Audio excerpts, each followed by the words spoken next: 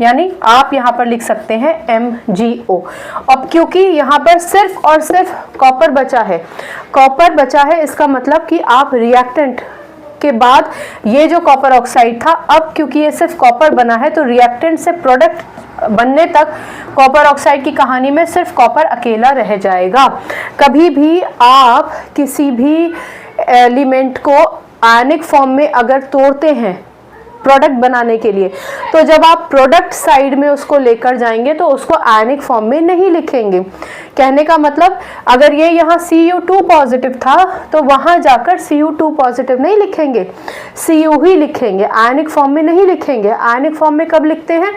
जब हम ये देखते हैं कि कितने आयन्स एक्सचेंज होकर इन्होंने एक पर्टिकुलर कंपाउंड बनाया था, इसलिए हमने उसको आयनिक फॉर्म में तोड़ा था, ठीक है ना।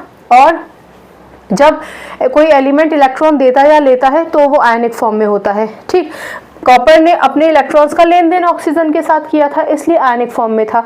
अब जब कॉपर ऑक्सीजन के साथ जुड़ा ही नहीं है तो जो इलेक्ट्रॉन्स का लेन देन था वो बात खत्म ऑक्सीजन और कॉपर की, इसलिए अब कॉपर फ्री हो गया है, इसलिए इस पर कोई आयनिक चार्ज नहीं आएगा, ठीक है। जो बेसिक कॉन्सेप्ट्स हैं वो सारे आप डिस्क्रिप्शन बॉक्स में मैं लिंक डाल दूंगी, आप पुराने लेक्चर्स में से देख भी सकते हैं अगर यहाँ से कन्फ्यूजन क्लियर ना हुआ हो तो, ठीक। चलिए, हमने रिएक्टेंट से प्रोडक्ट तो बना दिया। दूसरे स्टेप में हम क्या करते हैं? बैलेंसिंग। कॉपर कितना है? 1 कॉपर है, 1। मैग्नीशियम कितना है? 1 मैग्नीशियम है, 1। ऑक्सीजन कितना है? 1 ऑक्सीजन कितना है? 1। यानी ये इक्वेशन हो गई हमारी बैलेंस, ठीक है। अब इनके नाम लिख देते हैं। वैसे तो ये क्वेश्चन में भी लिख रखा है। ये क्या है? ये है copper oxide.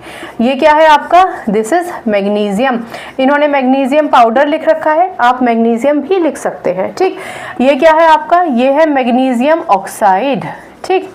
Magnesium oxide, space लेके लिखिएगा ताकि आपके पास नाम लिखने की जगह रहे। और ये क्या है आपका? ये है आपका कॉपर, ठीक। तो ये है आपकी रिएक्शन। अच्छा, ये एक्टिविटी सीरीज मैंने क्यों बताया? ताकि आप कभी कंफ्यूज ना हो। ये डिस्प्लेसमेंट रिएक्शन का एक उदाहरण है जहां पर एक हाई रिएक्टिव मैग्नीशियम ने एक लो रिएक्टिव कॉपर को उसकी जगह से डिस्प्लेस किया। हमेशा याद रखिए, रिएक्टेंट्स को उनके आयनिक फॉर्म में तोड़ देंगे, फिर मिक्सअप करेंगे, फिर प्रोडक्ट बनाएंगे तो गलत नहीं बनाएंगे। बच्चे हमेशा MgO की जगह MgO2 लिखकर आ जाते हैं जो गलत है, ठीक है।